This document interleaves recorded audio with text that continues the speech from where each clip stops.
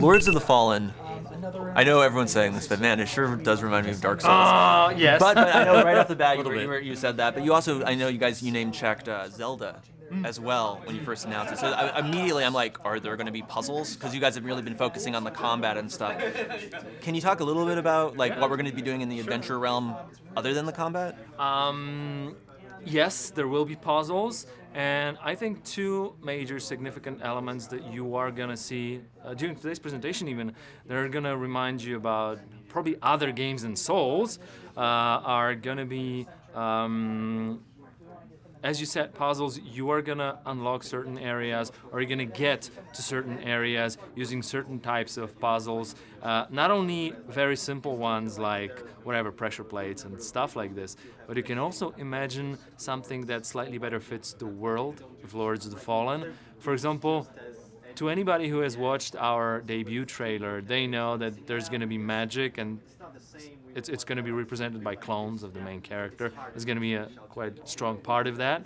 And you can also try to imagine how you can incorporate it into the puzzles. I'm not going to go further, but you can connect the dots here. So there's going to be elements that actually fit our game, I believe, quite well. And yes, there are going to be puzzles. And the other part is the unveiling of the world of the game. Whenever you find a new area in the world of the game, nothing is locked away from you from the previous one, so the world just gets bigger.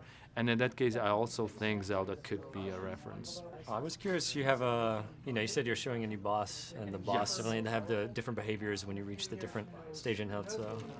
Yeah, where are you going with that? I think this is going to be featured for all of the bosses in Lords of the Fallen. So we want to make sure that there's certain type of dynamics to fighting in Lords of the Fallen, and when you progress to the boss fight, I mean, we really want people to will have fought the boss till the very end to be able to say that they know everything about him, because he always can try to hide something up his sleeve till the very end of the fight, and that's why the stages. And the other thing is the unique thing about bosses, sometimes independent from the stages. For example, one of the bosses that we've shown so far is, I mean, the only one, I guess, First Warden, the guy that is huge knight with a shield, and he loses parts of his armor, and at the end he loses his shield.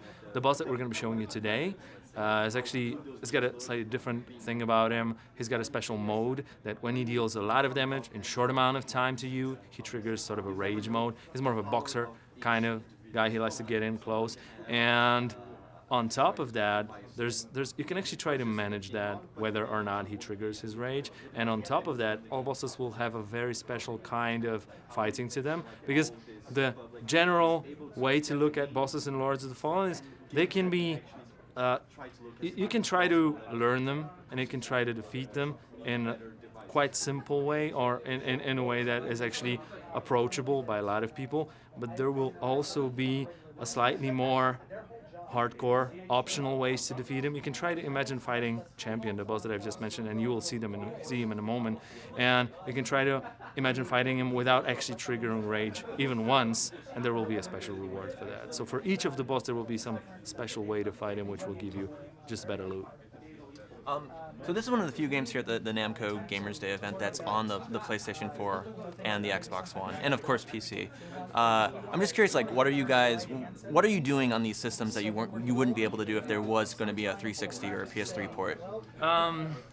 We're not trying to perceive ourselves as guys who try to reinvent something technology-wise, like reinvent the wheel. So I don't think we are going to be doing something that no game ever before has ever done. But I believe what is extremely important for us in terms of working on the next gen is the horsepower. We can have a lot of cloth simulation, a lot of VFXs, particles, fire sparks, and all that physics-based and all that stuff. So I believe we can reach further with a new generation of consoles in that manner than we could ever have reached previously.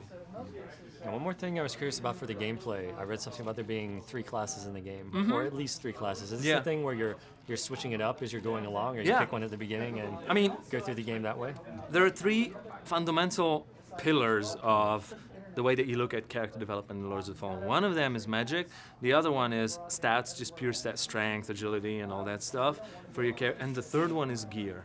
Only one of them is class dependent. So when you choose a class at the beginning of the game, there are 3 archetypical classes: warrior, rogue, and cleric. And when you choose a class at the beginning, you lock down the skill tree of your spells.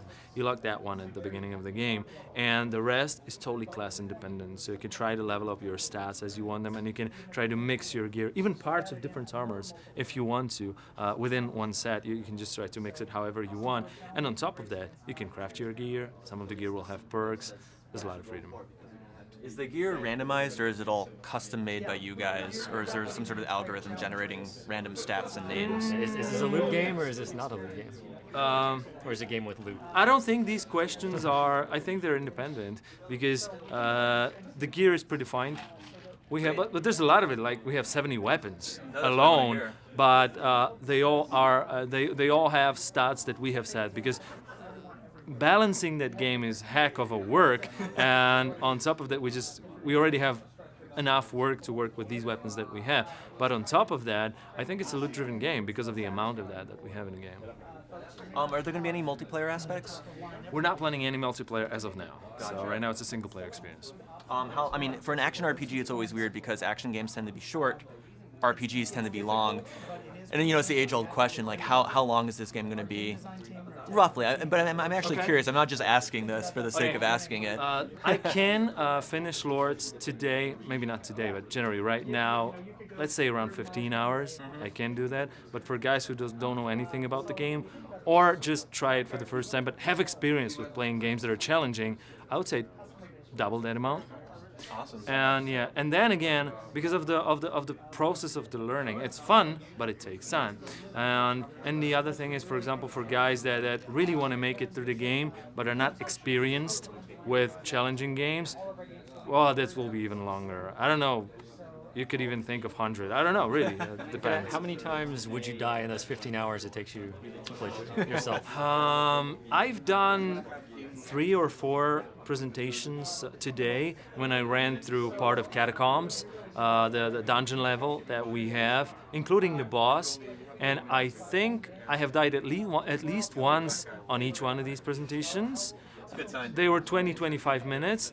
And only during the first presentation, it's still a bit fresh to me, we're showing that part of the game for the first time, I think I died 2 or 3 times on a boss fight, but on the next 2, I actually defeated him with the first approach. So, a difference. It requires skills, but when I get cocky, I have a tendency to die with the boss when I try to show off too much, so I just focused on the later presentations.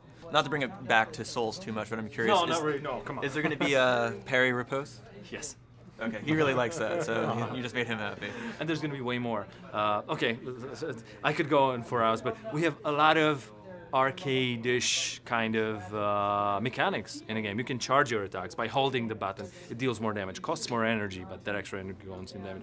You can try to perfect time your combos, and it costs even less energy than that. You can try to pull off special combos with dual-wielded weapons.